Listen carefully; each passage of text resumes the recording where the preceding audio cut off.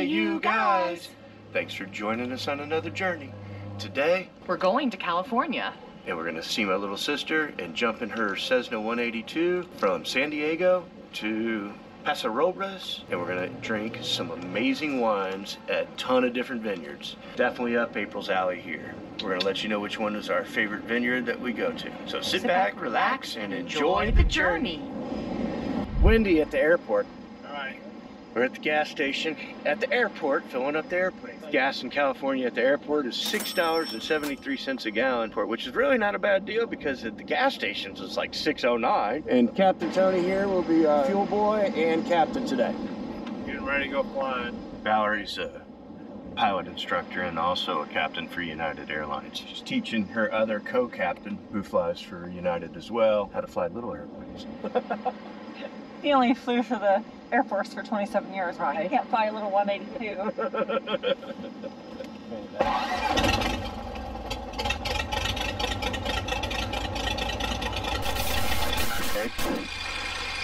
Purple and white Cessna taxiing out taxiway Delta from ACI for departure on runway 19.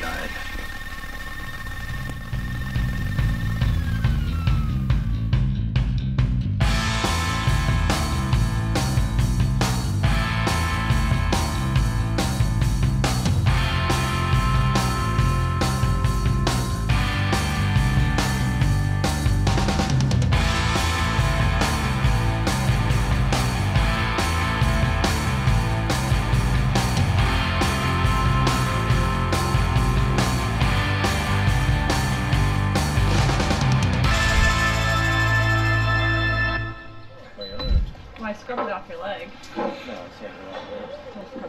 What are we doing, April? We're tasting some wine. One of my favorite things. So the tasting that we're doing today is a $30 tasting, and it comes with 5 different wines. So this is our recently released Sauv Blanc.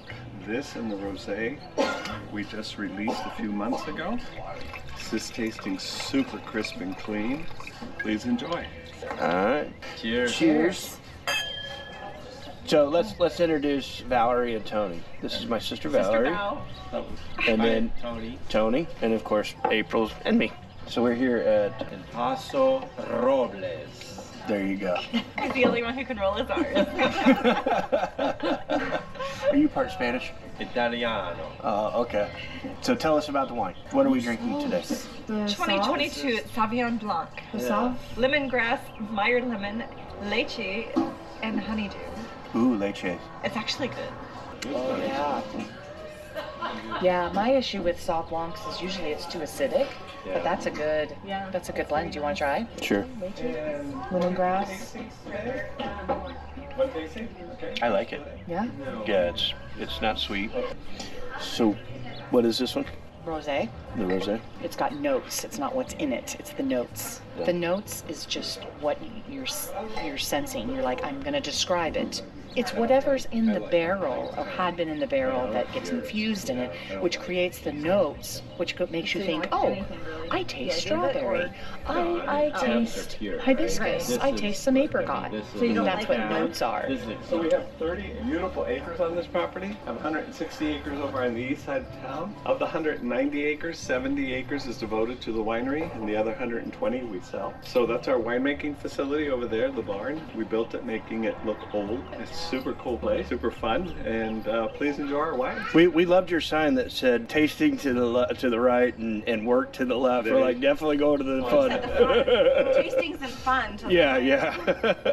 Welcome. Let's start at the beginning. In 1925, the Parrish's grandfather, Earl Henderson, moved to sunny Atascadero, where he had a P.O. Box 1. He went on to plant 500 acres and manage over 740 acres of wine grapes in 1927 at the beginning of Prohibition. Some of the varieties that Earl grew were Alicante, Charbon, Petit Syrah, and Zinfandel. While Earl eventually left the grapes for golf, his passion for growing grapes was picked up by his grandson David. Fast forward to the 70s when David stepped into the wine grape world by developing new trellising techniques in Napa that allowed him to work alongside great winemakers such as Robert Mondavi. Oh, wow. This time in Napa furthered David's passion for wine. In 1995, he planted 40 acres of Cab Sauv on his Creston Ranch. David solely grew grapes for nearly a decade before his first vintage in 2004, when he finally stepped into winemaking. His wine would later be enjoyed in his first tasting room in 2011, which was located in downtown Paso Robles, just half a block from the park.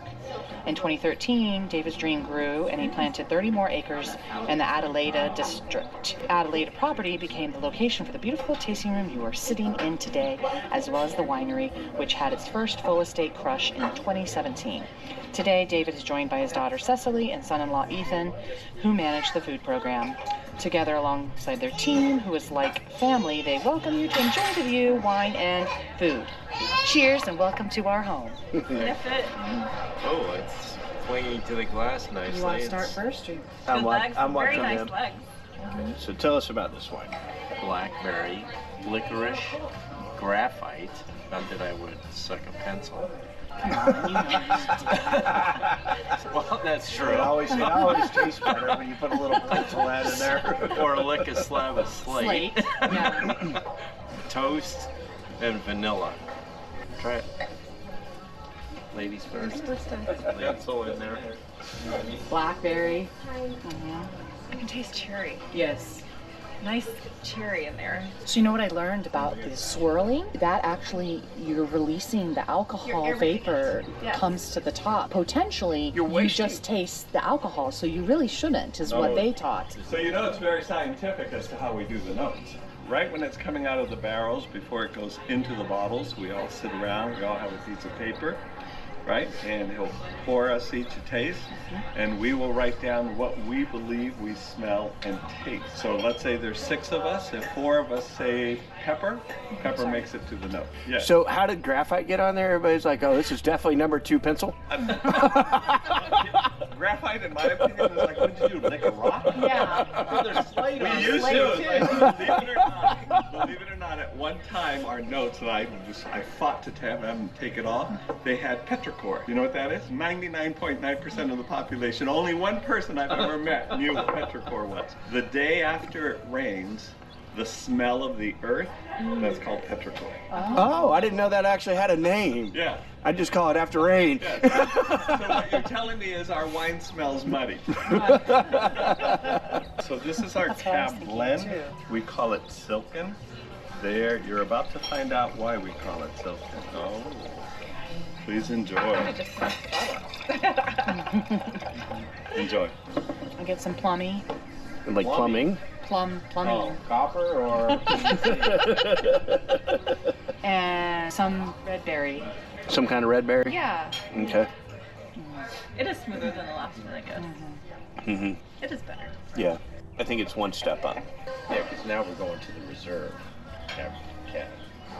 There you go. Fancy. $80 80 a bottle, as opposed to the first cab we had, which was the last one, which was 45, half the price almost. So this one's This one's 75. My problem is I have no idea what's an expensive bottle of wine or not. I can't tell the difference. Uneducated. I am. I am uneducated when it comes to wine. I am learning some of the differences. It's not necessarily the price point. Sometimes it can be.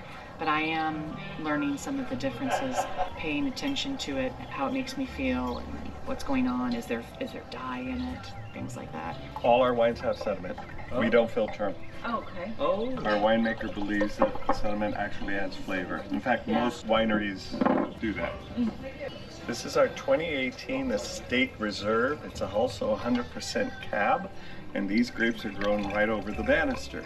Now the interesting part is completely different tastes than our previous cabs. Different climates and different soils. Same grape, picked at the same time, but completely different flavors. And this one scored 94, 96 points or something. Super good. What do wineries do with the skin to the grape? They get tossed, yeah. Oh, it's not used for fertilization or anything, no? When they go and prune, all the vineyard, the actual pruning vines and things, those you could either burn or you chop up as mulch. Yeah. So you're supposed to get it to go down to the center of your tongue. It's very hard for me. You're like supposed to flavor then if you push it to the sides of your mouth. I learned that in Palisade. So you get two like different tastes if you try it. I don't know how the hell I'm going to do that. It's hard. No, It sounds complicated. It was. You have to like consciously think. I have to admit, this is a much better wine. Maybe it's because I know it's more expensive. I don't know. Than the what? This one seems a little drier than the Bleak. rest. What's the notes in this one? Fresh blackberries, blackcurrant, violets, leather, whetstone, cocoa nibs. I don't even know what a coconut Cacao is. nib? When we were in Morocco, we went to the tannery. Oh God. They give you mint to put in your nose for the tannery. She had them both in her nose like this. I can't find my mint. Where's my mint? I stole it from you. Oh, man. So I have double the mints. Double mints, double your pleasure. Off to the next vineyard.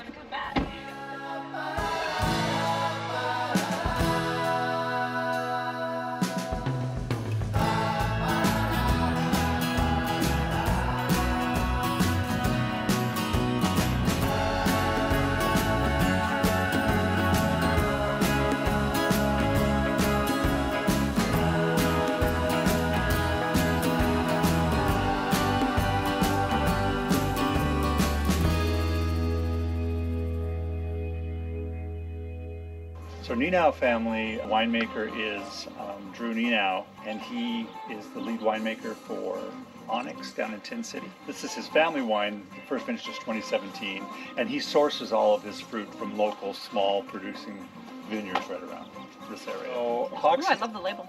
it represents the Manzanita Grove, a 200-year-old Manzanita Grove that's up at the top of his property. Just thought it was a great opportunity to play with the color of the wine. Manzanita trees are actually a red-trunked tree, so that's why. So this is 100% Grenache, and it's being done in a very light Provence style, so it's going to be very light, dry, and crisp. Very minimal contact with the skin of the grape. So here in our Nenow, we have 100% Grenache as well. This Grenache grape is coming from right down the road at the Rhône Family Vineyard, also farmed in the best practice of organic farming type of vineyard that Drew likes to look for. Nenow Family Wines, it's a family winery, so every label has a family story. It's founded Drew and his sister Tracy. So in the picture here, Drew's the gentleman in the blue shirt. He's our winemaker, and his wife Andy and their kids, and then Tracy is the woman sitting with her kids and her husband Mike behind them. So Tracy and Drew, brother and sister, started talking about a family legacy business in 2015.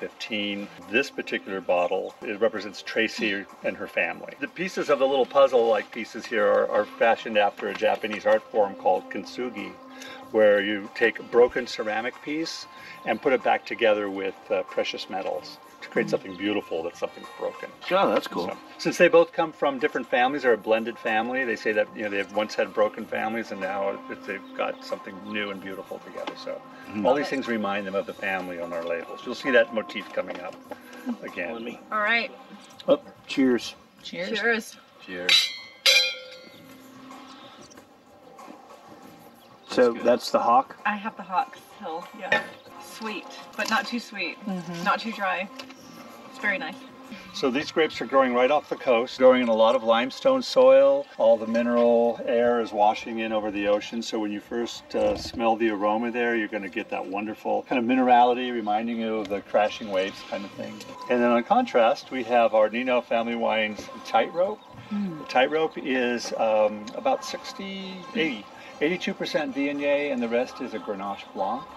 The Viognier is coming from the Willow Creek district, Four Lanterns vineyard. Sometimes the Viogniers can be a little bit syrupy and a little bit sweet, so this one is not. It's grown in a way that it's slowly developing. It's not getting a lot of hot sun to get super sweet. We're picking it just a little bit early. No. See, we only. That's good for a white. It's not too sweet. Like you said, it's not too sweet or syrup. You're not going to feel sickly on your tongue. Yeah, yeah. I think that's why I don't like the whites. They get too sweet for me. No, this is good. It's Try. refreshing. Nice. To try the Hawks Hill. Nenow is better. I can't put my finger on it. So It's a Chardonnay. Yeah. Yeah, I don't care for Actually, that I one. don't mind the Nenow. Why? Too sweet? I wouldn't sit down and drink it. Yeah. 22 Cinsault. Cinsault is often used as a blending grape. There are a number of winemakers who like to do it as a single variety. Cinsault is a very large grape with a very thin skin but an intense color. When you're making a red wine, a lot of the tannins, which are the parts that kind of grip you in the side of the mouth there, that's all coming from the skin. Is that good or bad? That's good. Okay, because I like that part Yeah, of it. no, that's very Actually, good. that's what I like is when they do that to your mouth. Yeah. Actually, I get an allergic reaction to it. I get to where I can't swallow. It becomes very painful. Weird. Yeah. So you're allergic to the skin of the grape, probably. Well, then you're going to love our next three tastes for you because they're nice, full-bodied red wines.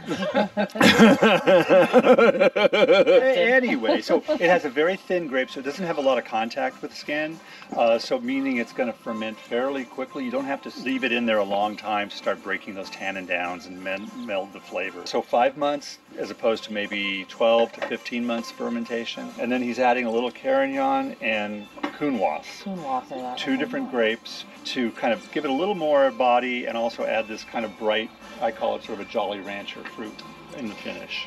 So it looks like, and it is a light-bodied wine, but it really has a nice earthiness to it. So it kind of drinks like a red wine, but it's really light. And we also serve it slightly chilled at 55 degrees. It's really light for a red. Yeah, that's because the skins are very thin. There's not a lot of skin to the juice and pulp ratio. Milady. It's our 2019 capitulation. I like that one. 100% Zinfandel. 100% Zinfandel is grown mineral-driven limestone soil. It's not getting a lot of sun, so it's developing a little slower. It's not your typical sweet, jammy Zinfandel. Since he's a grower, he really wants to focus on the single varieties to show what those, let those grapes shine. Can I see it later? Yeah. Look at that. They're so sweet and cuddly. Wayne's learning. Wayne's getting the Tony tutorial. I caught you guys dancing in the living room this morning. I was very impressed. I was surprised. He was very impressed. I was surprised. I went along with it. No, I wanted you guys to try this I'm one. like, here, cheers. Oh, yeah, see, I love a good Zinfandel. Yeah, it's good. I like that one. Oh, yeah. Yeah, it's not, like you said, it's not too jammy. That's the thing with Zinfandels is that they can be too thick. Oh, that one's good. Or too... Yeah, that one's good. 40% Grenache. The Syrah, Kit grows some beautiful Syrah, very full bodied. So we've also mixed that with the Grenache just to brighten up that fruit and give it a little brightness. And it's done in a co-fermentation style. So they're actually putting the grapes, the Syrah grapes and the Grenache grapes together, crushing them and doing fermentation rather than fermenting them individually, see how they taste and then do a blending. And then here we've got our 11s, which is the Nenow Family Wine. It's 11s, it's the one blend that we do. He'll do it every year. It might vary a little bit from year to year depending on what grapes are available. This one is Grenache, Syrah, and Mourvedre. So the Grenache is coming from Willow Creek District, and Syrah is coming actually from Hawks Hill Ranch. And the Cinsault, it's not a Mourvedre, it's actually with Cinsault, is coming from across the street. So it's going to give a little bit of spice towards the end on that Grenache and Syrah. And is there a story with this one? Of course there is. I like the stories. The story with this one, when Drew's sister Tracy was younger, she would always notice the number 11. It was always in her consciousness. And then even in school, when they're handing out sports jerseys, they would throw her the number 11. She's like, what's going on here? Yeah. She looked into it. I guess it's a phenomenon that a lot of people experience. It's supposed to be an angel number. It's meaning that you're balanced in your life and that the angels got your back. I think I'm drawn to it because I was born on the 11th. So I'm already out the gate with an 11. So And I was born on the 22nd, which is double the 11. yeah, double my pleasure. Double your fun. And Drew loves feathers. He thinks they also represent balance. And so that angel's I kiss. love feathers. Yep. Wonderful blend. Well, it'll speak for itself. Yeah. Again, Cheers to the water. Wayne never gets to do this. I never get to Cheers. choose. She has the liquidity, the Syrah and the Grenache. We have. the 11s.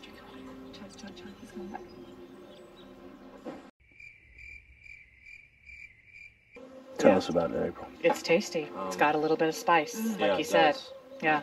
yeah. Oh, good. Thank you. So, They are different, and you know, They're different, but they're very I like that. It's a little bit dry. And you taste the little bit of spice? you know? Yeah, you can taste the spice in it. A lot. I Yeah. kind of see why at the beginning he said Nenows are more popular Why? than the Hawks Hill.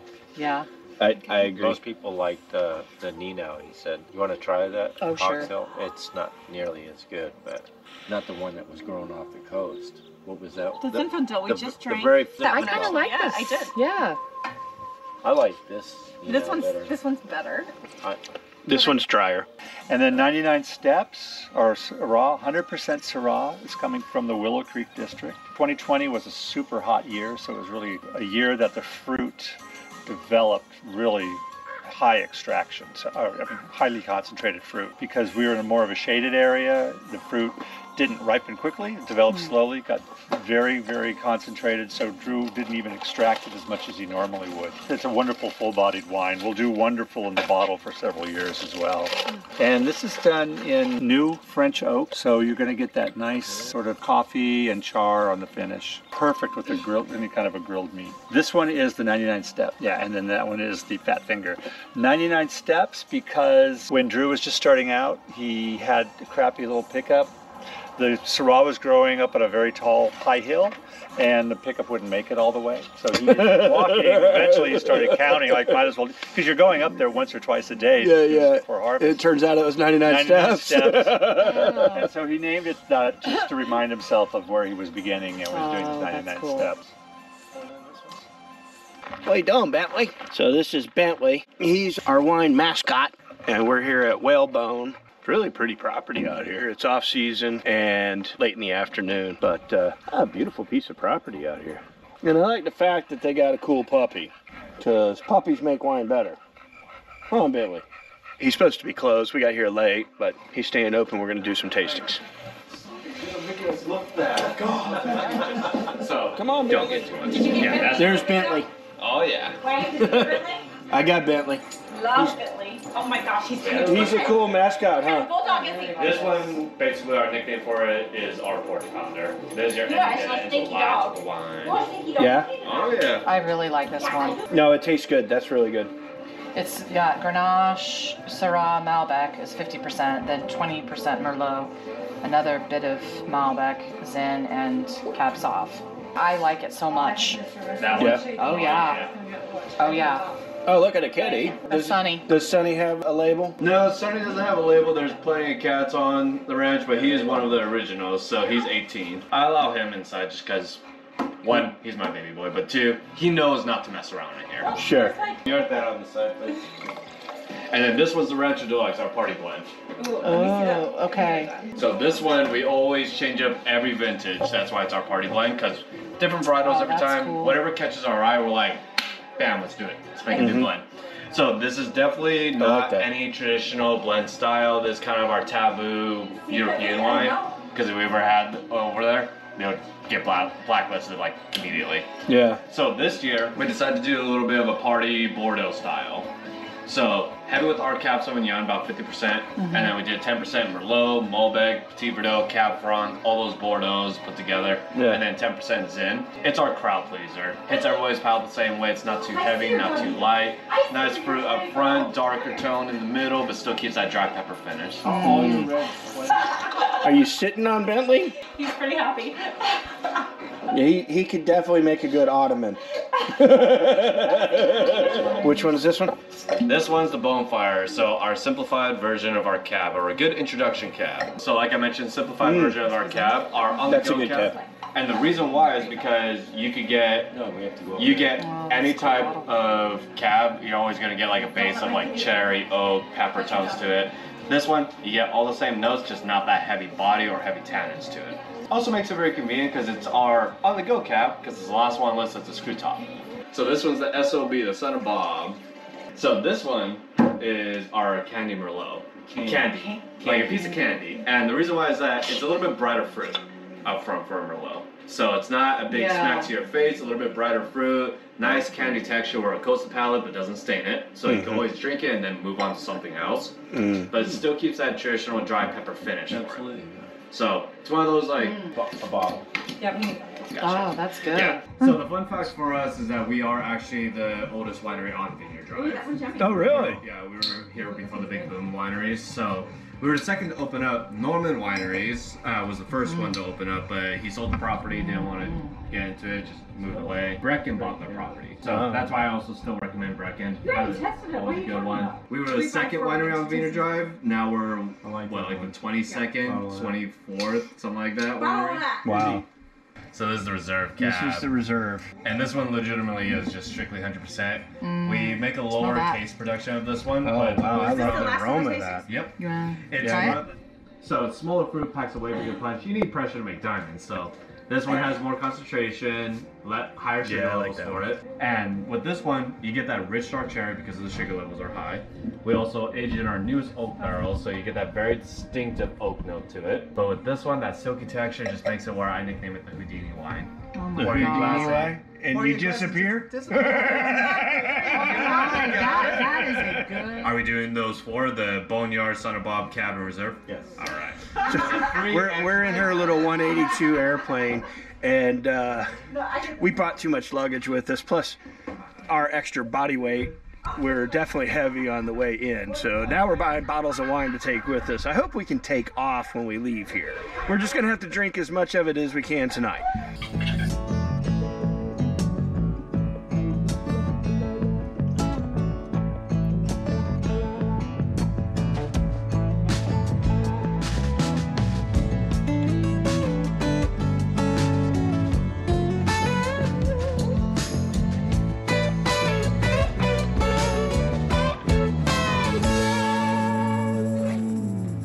We have another day of tasting wines in Paso Robles, California. This is a white wine that is full-bodied, and we do it in oak, but all neutral oak. 1 year and 100% neutral French oak, so no real oak characteristic in it, but what that does is allows the wine to soften and micro-oxygenates during that period, unlike being in a stainless tank. It gives the wine a nice texture, a nice round mouthfeel.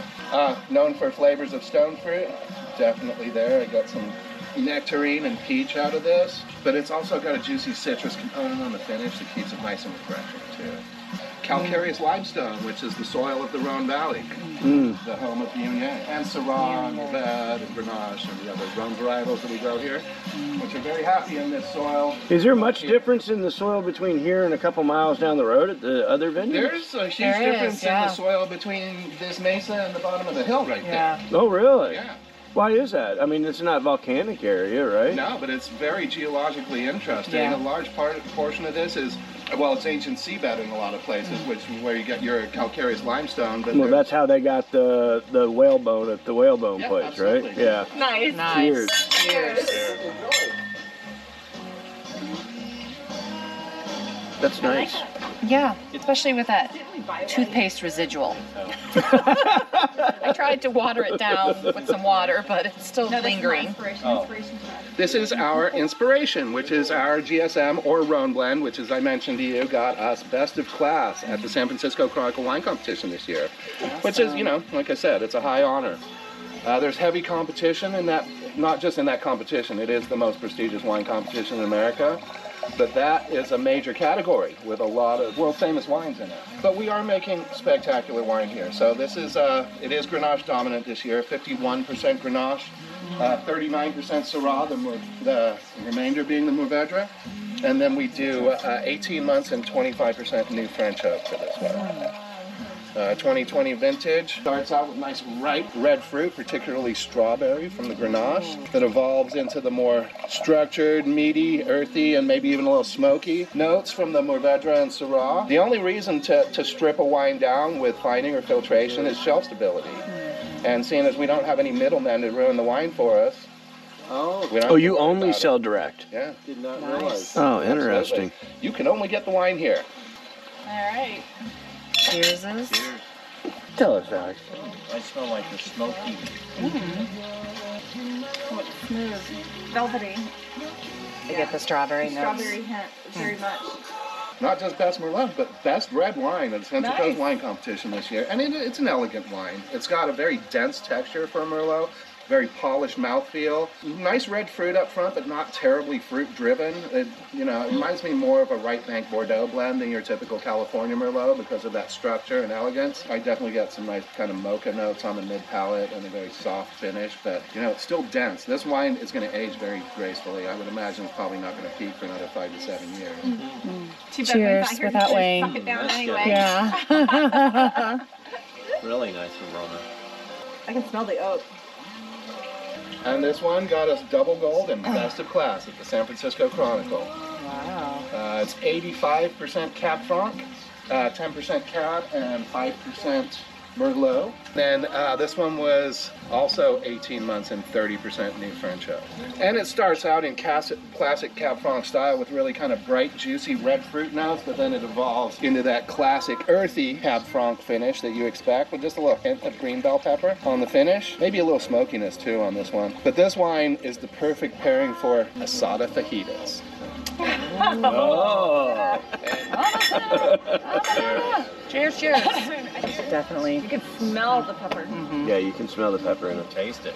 Blackcurrant, fig, dark chocolate, olive, subtle herbs. It doesn't say anything about the pepper. I taste pepper though. Well, and he said it. It's definitely there. Yeah. But not like black pepper. It's more like a red or a green pepper. Green. It's Wildflower and rose petal notes. Is that like the main one that you go to? Is the San Francisco Chronicle? Like I or? said, it's the most prestigious competition in America. Oh, it is. I mean, we enter a lot of competitions. The two main ones that we enter are the local one, which is Central Coast, and the San Francisco Chronicle, which is the biggest. So this one we do 20 months in 40% New French oak too. And there's some heavy toast in there. You'll get little hints of barrel poking through. You might get a little, coffee or dark chocolate or something. That's definitely coming from behind all that beautiful lush fruit. And so you use only new barrels on this, huh? No, 40% new. 60% Oh, 40% new. I see what you're saying. That was the one I think you should pair with your brisket. I just went for it. With the brisket, huh? I know that. How'd you know we were smoking a brisket? Oh.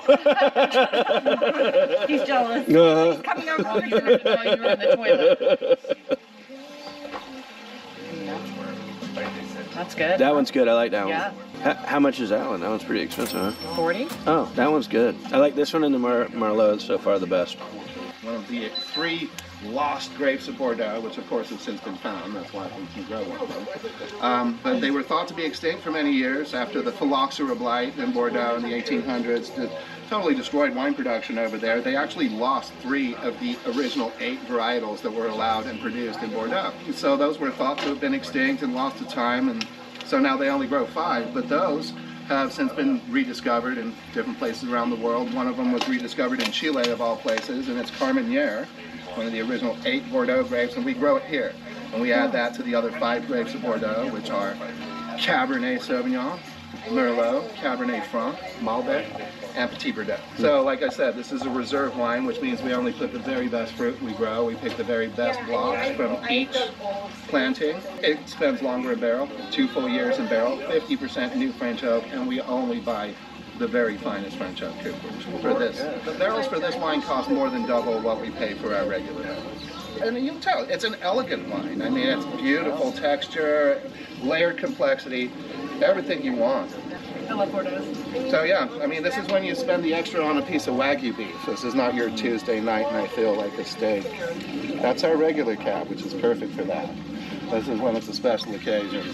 This one, you can sell it for a decade plus easily. Who the hell has enough space to sell her wine?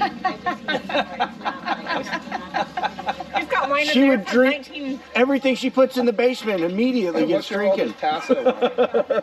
Alrighty. Alright. Cheers. How much is this bottle? Ooh, yummy. That is yummy. Wow. That's 54. $54 a bottle. That's not Cherry bad at all. tobacco, sagebrush, and clove. Palette, red berries. This is way better than that 99 steps. Smoky menthol. Well integrated tannins and medium acidity carry the lengthy finish of smoky menthol. You've got kirsch, cherry tobacco, sagebrush, clove, red berries, cedar, leather, chocolate mint. I don't get the leather thing that everybody talks about. I do. Maybe because you don't let it, you just put it down the gullet so it only hits in a couple of places. You got to let it sit on your tongue a little bit and then just let it go down the back of your throat. You don't put any coloring in your wines, do you? No. No, I mean, I know. Oh, I know. I don't think so, but I didn't know that was a thing until I was in Colorado and in July. And Right. that people put coloring in their wine. I had actually never even seen it until last harvest was a nightmare, and I had some stuck ferments that I had to like restart. I didn't really like the idea of using sugar. I got some like concentrate for my restart stuff. I didn't need it, but like that's the only time I've ever like seen it. But that's also the way you make a $20 wine or $15 wine out of crappy fruit into something a little bit more. You guys have the 2020 version of the Block 6 Syrah. Oh. But this is essentially getting released like now. So we have But, 2019. So yeah, ladies 2019, men in 2020. Okay. But yeah, no, right now it's like we're in, so like it's, yeah, like I said, me, Liz, and then Dale. So it's like I still do the wine club processing myself. You get mixed up, I can tell you which one's which, just based on the aromatics. So you had the 2020, I had the 2019, now we're swapping. So is this really 100% Syrah? You can totally tell us Oh, yeah. the difference. Yeah, I don't know. I just like knowing what I'm drinking too. I want the people who like are like, oh, like this cab is actually a blend with petite with X amount of petite. Like I enjoy that if I were tasting somewhere just to now, as opposed to someone just putting cab without percentages. Yeah, definitely different. I like the 20 better. I like them both. No, they're both good, but I can tell the difference between them. 20 is softer and more approachable. Yeah. I like the 19 more because I think it's more interesting, but it needs to be decanted a little bit. If you say that for like the next 10 years, then they get better. You like The 20? Yeah. Oh, it'll Yeah, continue me getting too. better. Hey, I You know. know a lot. You know, I know nothing. I've done more wine in the last 2 days than I've done in the last year. So since I'm corbining the reds today, just make sure to give them a nice little swirl and let them sit a little bit before tasting ideally. So it's 92% Grenache, 8% Syrah. Co-fermented in a mix of like one stainless tank and one concrete tank. And essentially 3 barrels made, one was new. The barrels were puncheons, so they're 500-liter barrels. Regular barrels, so you shouldn't taste any oak, but just give a little bit of texture and stuff. Large format for Grenache to basically keep it a little bit more aromatic and fresh and fruity. I only filter white and rosé because when you're done fermenting all the sugar to acid, you have secondary fermentation where it's malic acid to lactic acid. So that happens in all red wine. So malic acid is like the green apple tart kind of stuff. Lactic is like creamy and dairy, you know? So all reds go through that. Whites, it's kind of a winemaker's decision for what style you're trying to go for. In general, like always, like they cut the secondary fermentation off and you filter it just to keep it from re-fermenting in bottle. Because that malic to lactic secondary fermentation also produces a little CO2. That's where occasionally you'll have some like kind of bubbles in your white or rosé, and that's usually what it's from. So this is the This is apogee? the apogee cab, teeth raw. This one specifically was just the blend was what we got off the vineyard after I already made this blend the year before. I bought fruit in 2017 and 2018 before our vineyard came online. So when I was buying fruit, no one wanted to sell fruit to a 25-year-old. You know, Racist. I know, right? There's this one lady who's so sweet.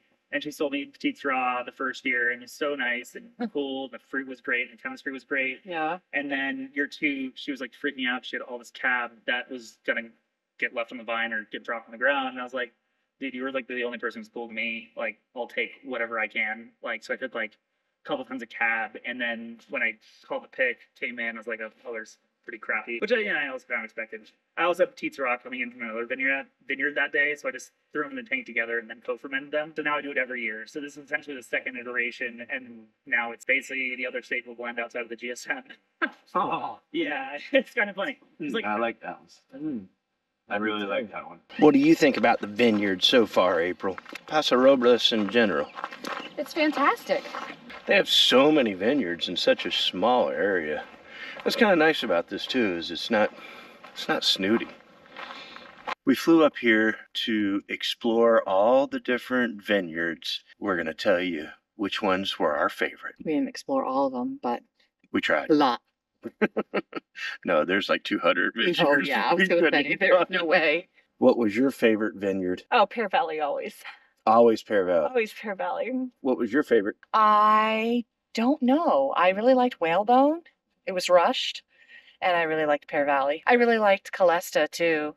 Yeah, That was- Caelesta was a different experience. A little rushed. He was more chill. Just super full of information though. Yeah, I think the Whalebone was probably my favorite, even though it was rushed, but I like the puppy. The Bentley puppy. I like the cat. He's The cute. Sunny cat. And overall, the wines were really good, and it was super affordable.